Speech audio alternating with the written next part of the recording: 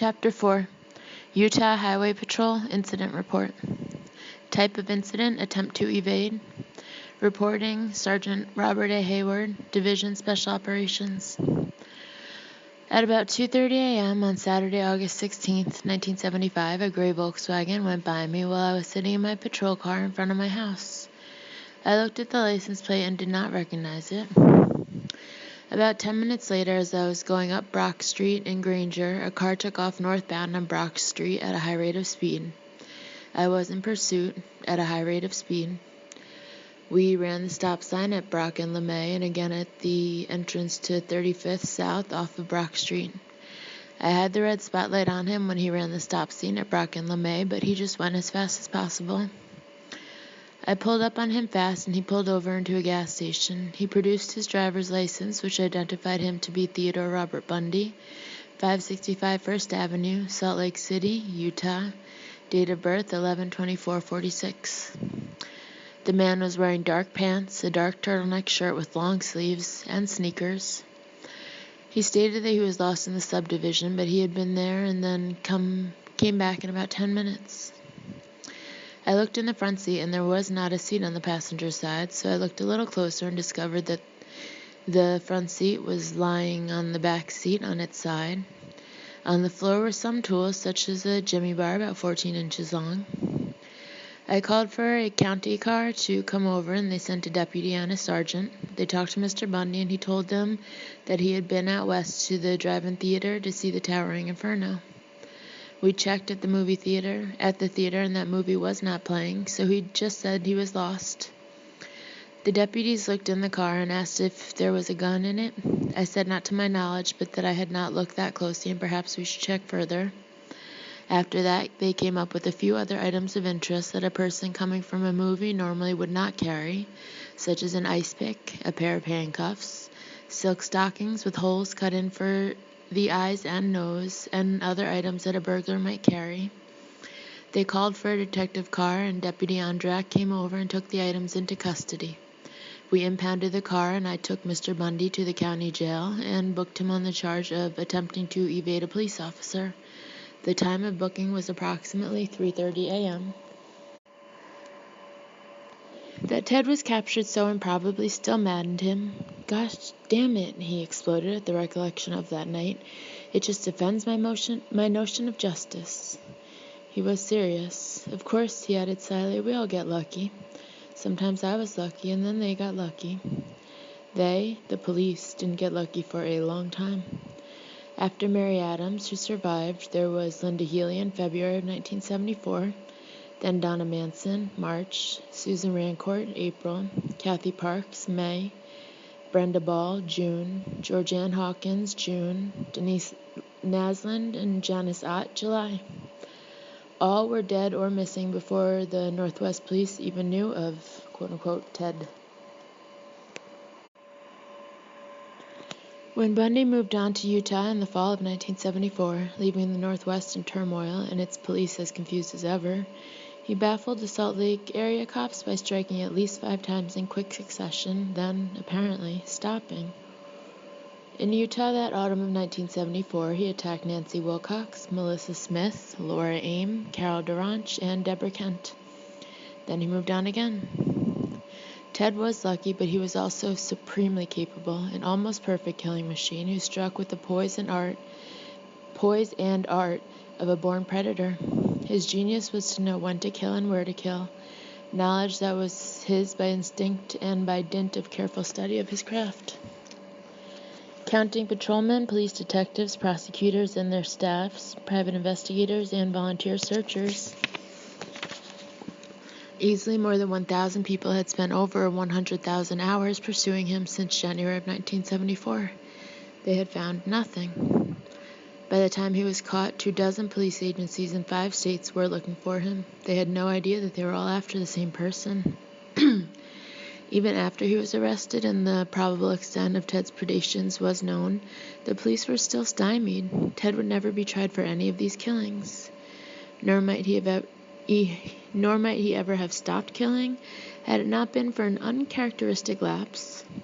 He was foolhardy the night of his arrest. Bundy may have been lulled by the ease with which he had hunted over the past year and a half, or he may have been playing a peculiar form of chicken with the police, seeing how close he could come to their net and still elude them.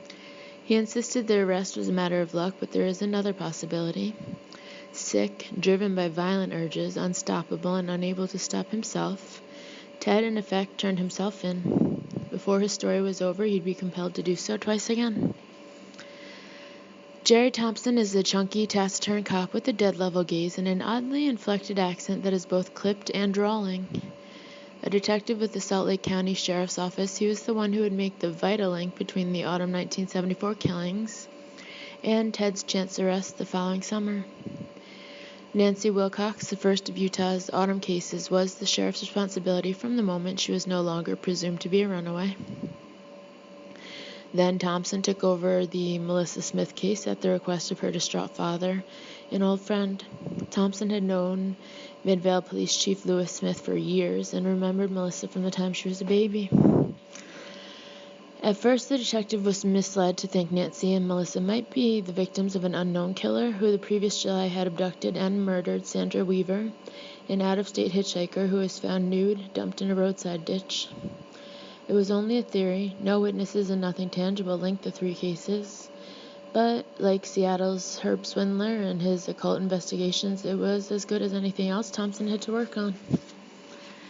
The following month, with the assault on Carol DeRanche and the disappearance that same night of high schooler Deborah Kent, Thompson began to compare notes with the Murray police, who were generally disinclined to press too hard on the DeRanche case, and Lieutenant Ira Beale of the Bountiful Police, who was certain from the start that Debbie Kent had been taken from the Viewmont High School parking lot. The two policemen discounted the discrepancies between Carol DeRanche's description of her attacker, slick back hair, green pants, liquor on his breath, and the recollections of the witnesses at the Viewmont High School play. Handsome, nattily attired.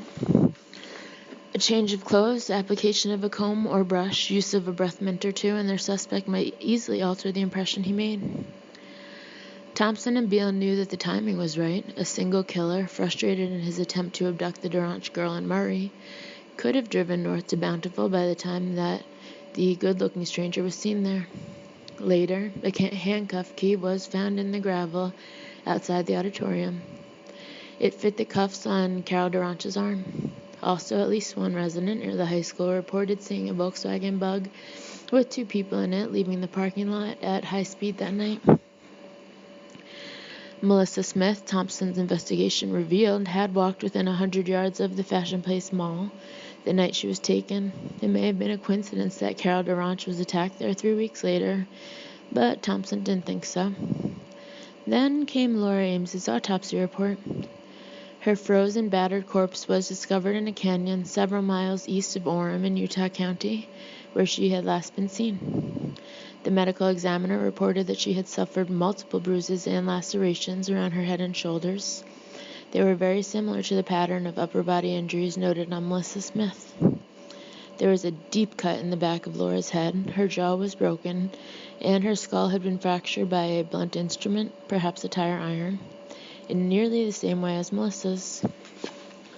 There is evidence of both anal and vaginal violation.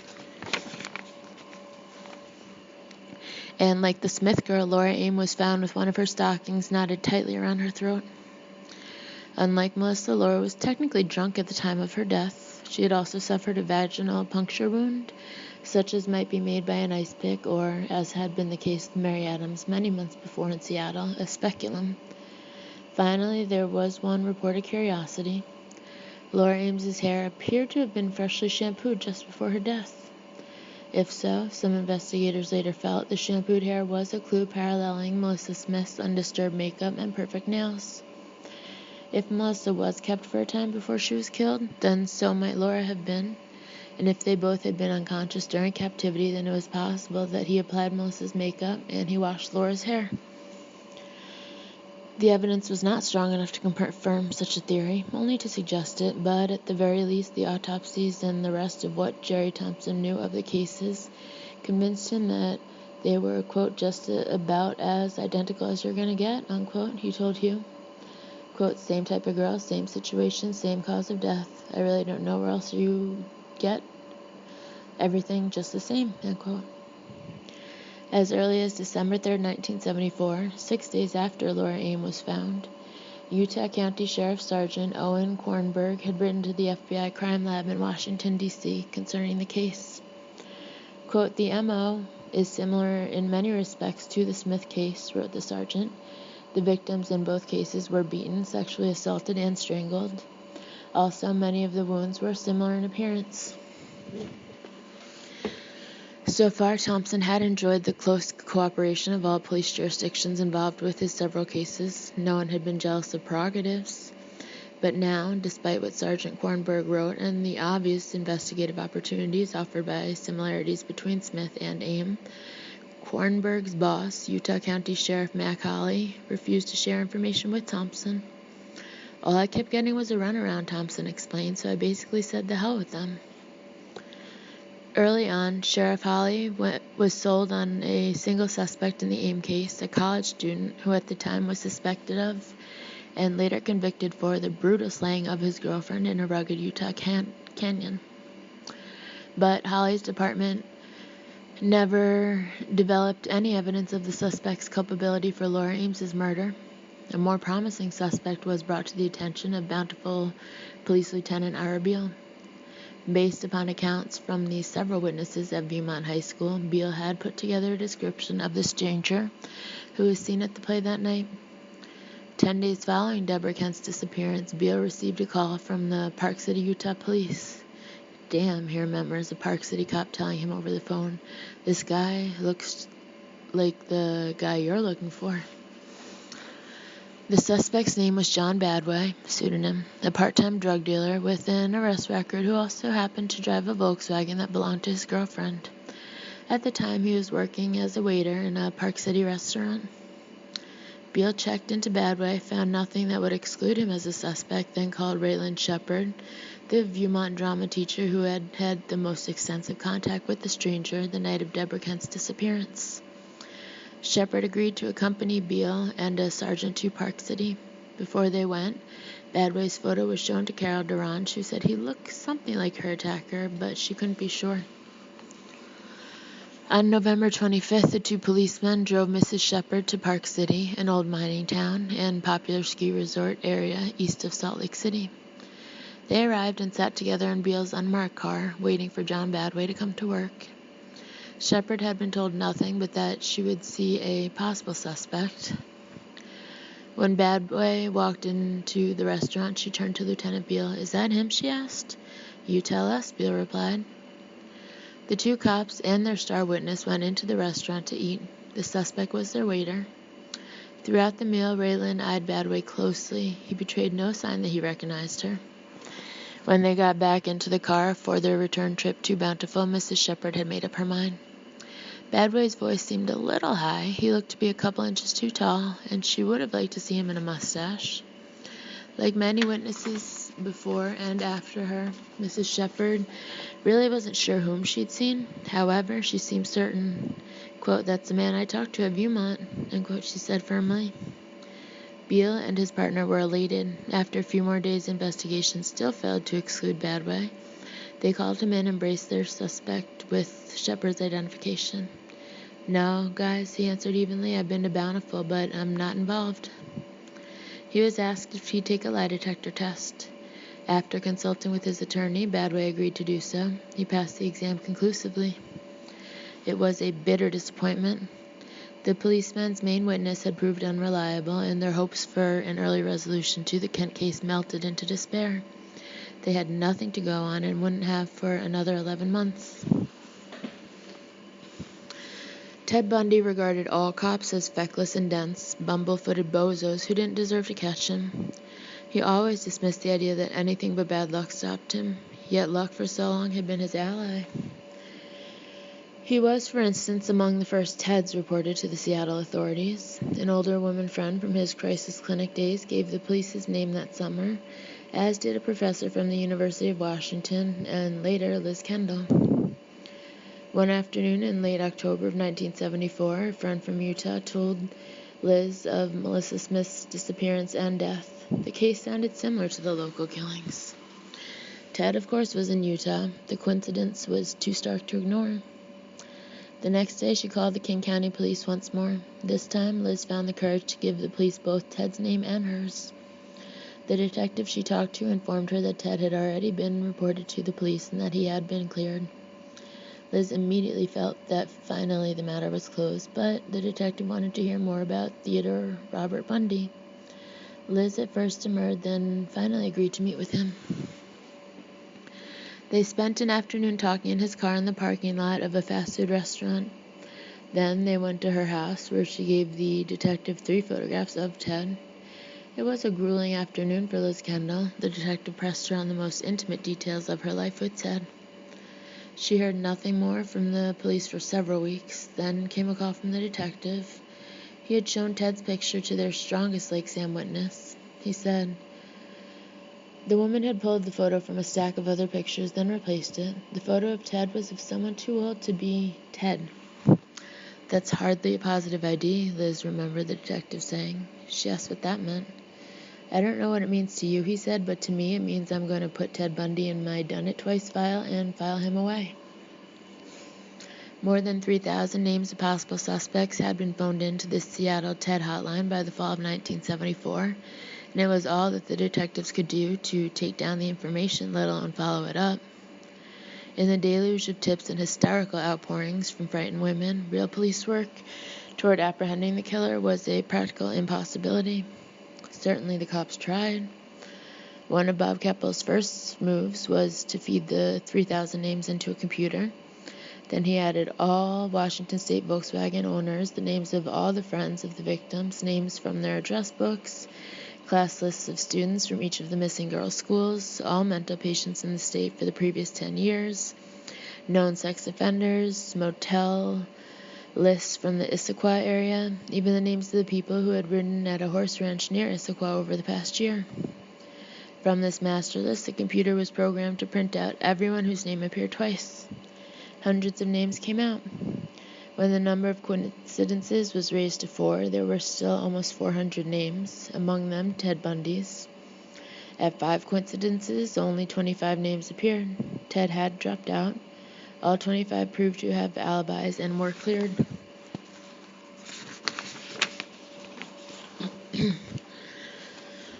The Northwest detectives could not recall a stranger or more frustrating case than this one. They had no evidence, and the public pressure to find Ted and stop him was intense. In the face of several dead and missing women and no information as to their whereabouts, everyone's imagination ran to extremes. Unspeakable acts, it was said, had been committed on the victims, and the police were withholding details in order not to further panic the population.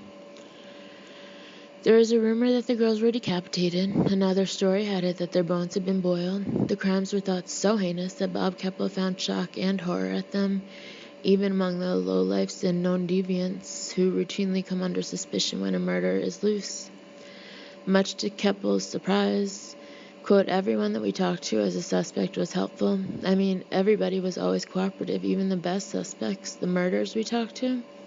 Hey, man, I kill people, they'd say, but I don't kill like that, end quote.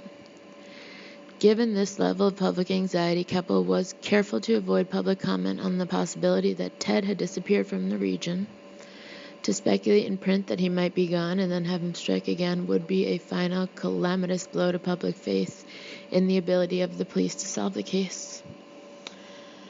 For a time, the police did not discourage press reports that a number of killings in California might match the local pattern. Anything would do to ease the pressure, even for a while. Then, an ex-GI and convicted killer named Harold Carmichael, 47, became a potential suspect. Maps apparently belonging to Carmichael were said to show scores of ink circles in a trail from the northwest back to Minnesota, where Carmichael was being held on 2 counts of aggravated sodomy and, said one paper, taking indecent liberties with a 13-year-old girl. The circles at first were thought to coincide with possible Ted burial sites. Carmichael was subsequently cleared of the Northwest murders. Late that autumn, the police did think that they had one good lead. An orange Volkswagen was reported to have been seen on several occasions near the Issaquah hillside where Janice Ott and Denise Naslin were discovered in early September. The witness even supplied a license plate number. When one of the Lake Sam witnesses identified the Volkswagen owner's license photo as resembling Ted, the local police moved into action. Finally, they had a good suspect. A stakeout was begun at his house while other detectives looked into the suspect's background. They established that he had returned from a fishing trip the day before the Lake Sam abductions, and he was positively placed in Seattle at the time that Georgia Ann Hawkins disappeared. After several days of waiting, the police at last apprehended their man. Their euphoria quickly subsided. His hair was long and in pigtails. He looked nothing like Ted, and nothing like his 2-year-old driver's license photo, the one that had been shown to the Lake Sam witness. Moreover, the Ted described by the Lake Sam witnesses could not have grown his hair so long in the few months since the crime. There was an explanation for his presence in Issaquah, too. The man was cultivating his private marijuana patch in the area. Luck.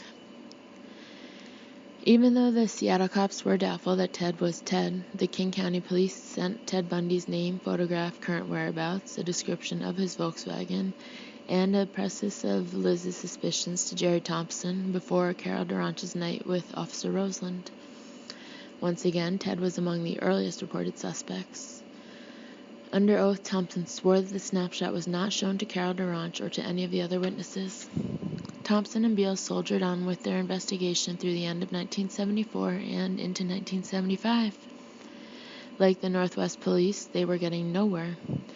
Moreover, no new victims were reported missing or discovered following the recovery of Laura Ames's body in late November. In a little over a month, there had been 2 disappearances, 2 known murders, and an attempted kidnap. Then nothing. If Dr. Klein was right, then the killer was still at work. But where? The answer was Colorado. In late spring, Thompson took a call from the Pitkin County District Attorney's office in Aspen, 390 miles away. On the line was Mike Fisher, chief investigator for the office. Fisher had known of the Utah cases the previous autumn and now had several problems of his own. He told Thompson that on January 11, 1975, a 23-year-old nurse from Michigan had arrived in Aspen. Her name was Karen Campbell. She had come to Colorado with Dr. Raymond Gadowski, a 31-year-old osteopath, and his 2 children. Karen was a pretty and buxom brunette, the sort of woman that men notice. She had lived with Gadowski since the spring of 1974. The doctor and the nurse were in love. She called him Ramey, he called her Car or Cam, and Cat or Cam, and they were thinking about getting married. Their approximate reason for being in Aspen was a medical convention, but both Raymond and Karen were ardent skiers. Plus, the trip gave Gadowski a chance to be away with his kids, and it gave the children and Karen a chance to get to know one another better.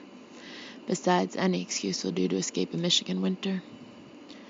The 4 of them took a room with 2 double beds at the Wildwood Inn in Snowmass, a ski community located about 12 miles from Aspen proper. That night, Raymond, Karen, and the children were met for dinner by Dr. Alan Rosenthal, another conventioneer, and one of Karen's former boyfriends. Afterwards, she bought the current issue of Viva magazine, and they all returned to their rooms. Later, as the children slept, Ramey and Karen made love. The next morning, a Sunday, Gadowski rose first to attend a scheduled 8 a.m. conference. The meeting bored him, so he returned to the room about an hour later to help Karen ready the children for a day on the slopes. They skied most of the day, then Alan Rosenthal joined them again for dinner on Sunday night. They took an upstairs table at a restaurant called the Stew Pot. Karen, whose stomach had been troubling her, ate sparingly. She drank milk with her dinner. By 8 that night, they were back in the lobby of the Wildwood Inn. Alan Rosenthal had a Playboy magazine, which he agreed to trade with Karen for her Viva. He left the lobby to fetch it, and Karen asked Gadowski if he'd mind going to their room for the Viva. He declined somewhat brusquely, saying he'd rather sit by the fire with his kids. Karen turned on her heel in a minor swivet and headed for the elevator.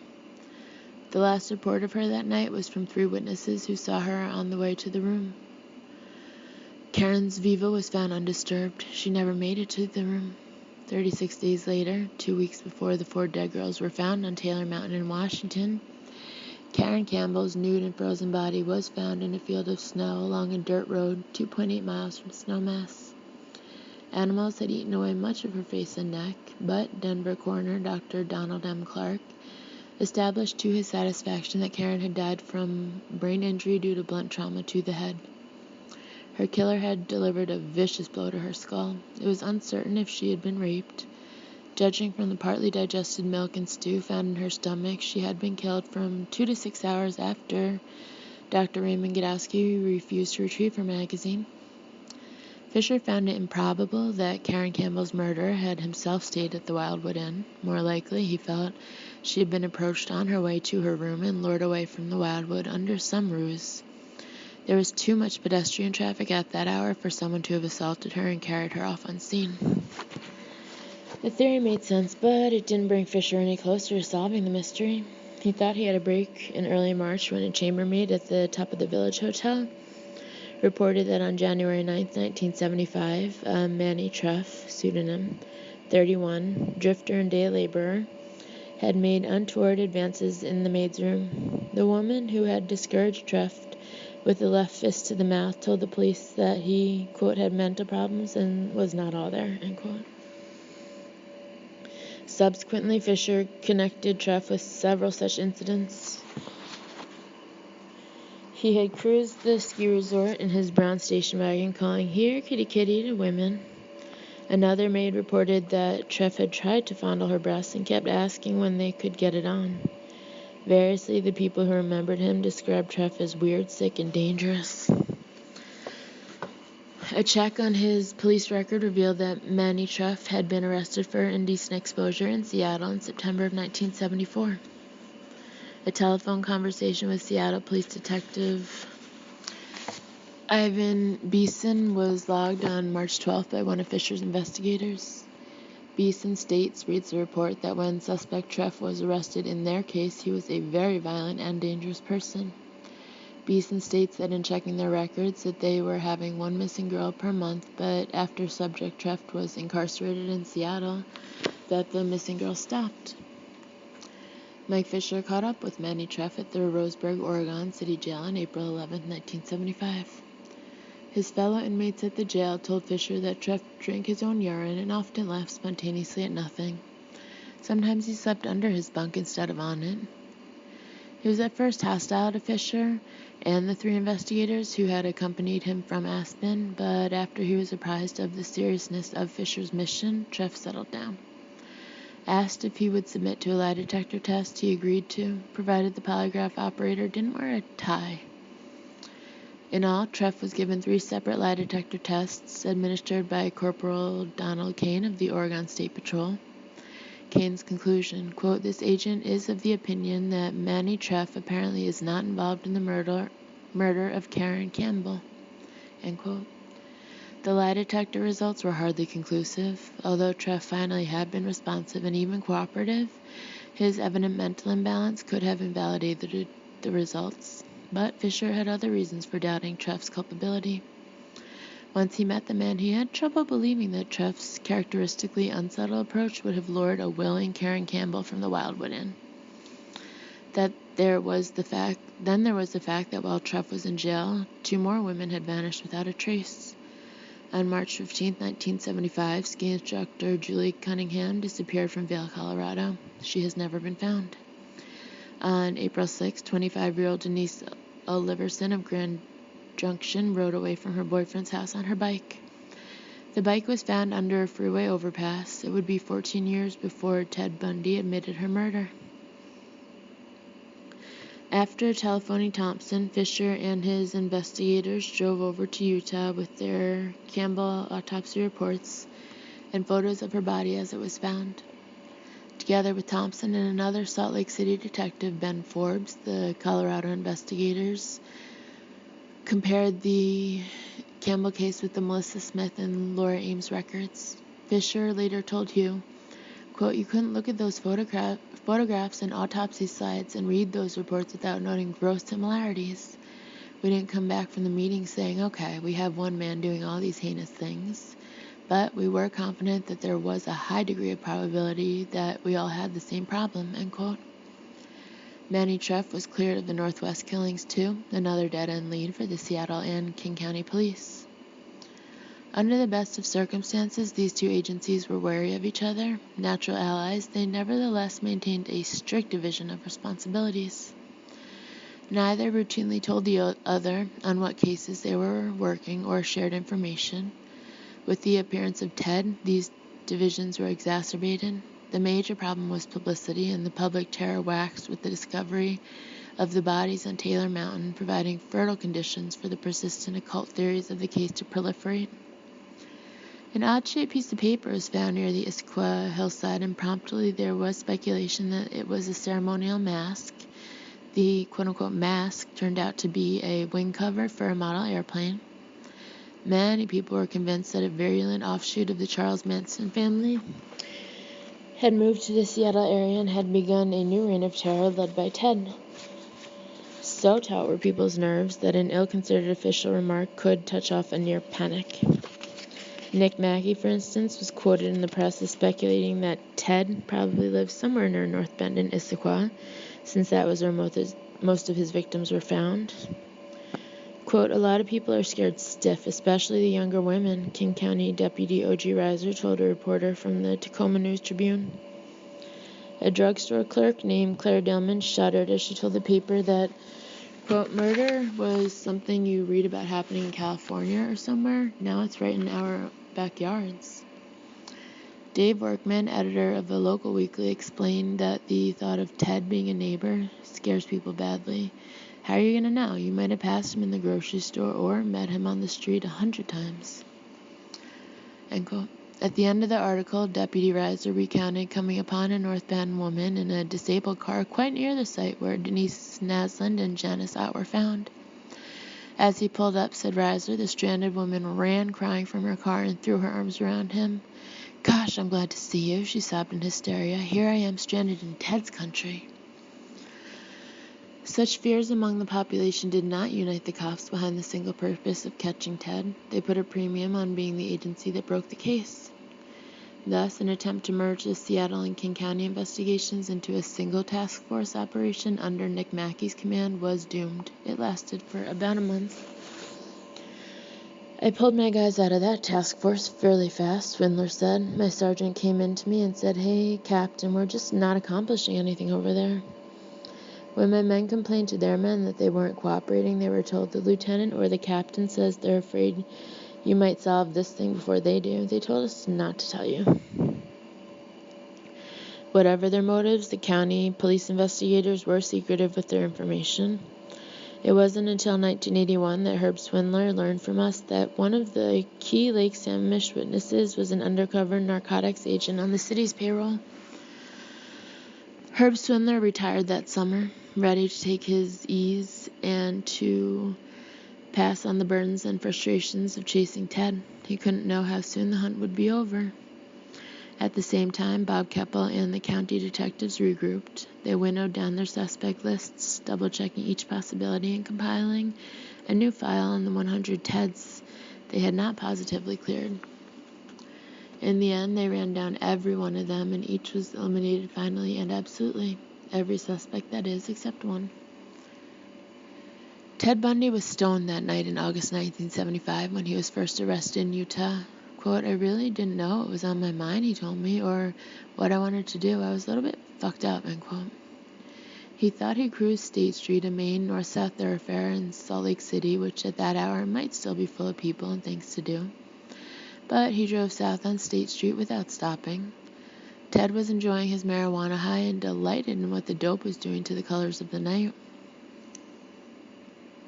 Just south of the city, he turned onto the interstate and continued south.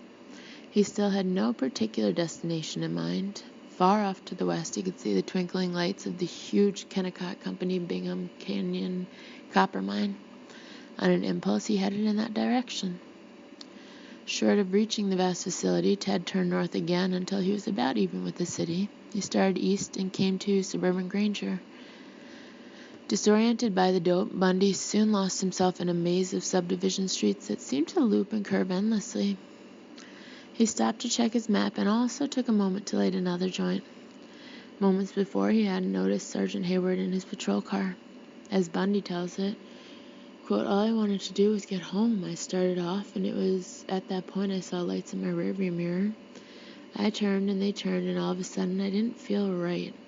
It didn't look right to me. I turned again, and it turned, and it was clear that the car was following me. I really had no idea why, and so I was just going to try to get away from it. I was very nervous.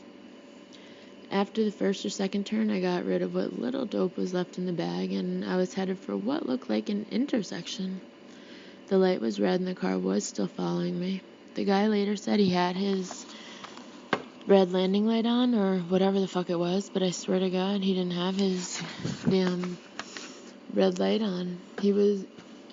It just appeared to be a damn light-colored car that was tailing me. I went through the red light and turned onto what was obviously a main drag. I looked in the mirror as the car was coming around the corner, and then there was this bright red glow on the side. That's the first I saw of that red light. It wasn't flashing, there were no sirens, nothing. At that point, it dawned on me that I had something unusual on my hands, end quote. Ted said he pulled into a gas station, stopped, and got out of his car. Hayward parked about 4 feet behind him. Bundy claims that the sergeant was fuming, demanding to know what Ted was doing, quote, in my neighborhood, and asking his captive why he didn't try to run, quote, so I can take your head off, end quote. Hayward's vehemence, Ted recalled, was puzzling. I didn't fully understand it. I mean, there had been no crime committed in the vicinity that night. I wasn't on anybody's hit list at the time, as far as I know. If he lived where he said he lived, it was just coincidence. Certainly he didn't lure me into his neighborhood, and certainly I didn't seek him out, end quote. The arrest rattled Ted into a ridiculous alibi, the first and only time he ever offered the police a concrete story of his whereabouts. Quote, I have no idea in the world why I said I'd been to see Towering Inferno, he told me. But he put on a smiling, compliant air for the agitated state patrolman and the 2 other policemen who had answered Hayward's call for assistance. Quote, I'm not sure what I felt, Ted went on. I thought things were under control, though. I thought I had a bunch of klutzes who were going to fuck me around. Hayward radioed in Ted's driver's license number and checked the local drive-in. According to Bundy, the 3 cops kept questioning him about his reasons for being out in the Granger subdivision at that hour, a rapid-fire investigation that intensified when his movie alibi fell apart. I thought, he later said, there might be some time for song and dance. I didn't even get much dancing. Hayward's initial cursory search of the Volkswagen's interior had revealed the dislocated passenger seat and the 14-inch Jimmy bar. He decided to call for a detective. Moments later, Darrell M. Ondrak of the Salt Lake County Sheriff's Office arrived, and as Ted lounged against the front of Hayward's patrol car, Ondrak and one of the other officers inspected the Volkswagen more thoroughly. Hayward had only shown his flashlight into the car. Now Ondrak opened the doors and trunk.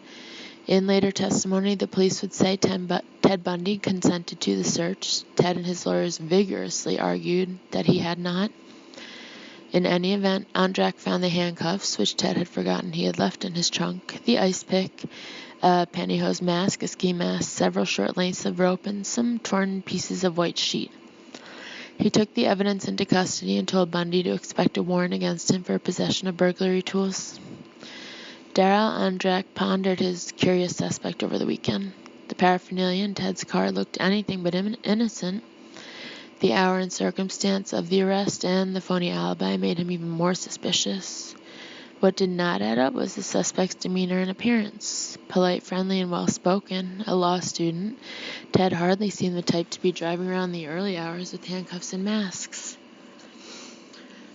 The following Tuesday, Ondrak sat through the weekly meeting of area detectives in which investigators from several local law enforcement agencies reviewed their cases and exchanged information. Everyone had spoken. Is that all? Someone asked. Ondrak, who had been silent until then, spoke up. Well, he said, I don't know if this means anything, but I was involved with the stop this weekend, and the guy had a pair of handcuffs in his car, among other things. Across the table, Jerry Thompson's attention suddenly was riveted on Andrak, who went on to explain how Ted was a relaxed and talkative law student and that he drove a Volkswagen. Thompson's mind raced back to Carol Durant. Volkswagen, handcuffs. Her abductor had seemed educated. It was too good to be true.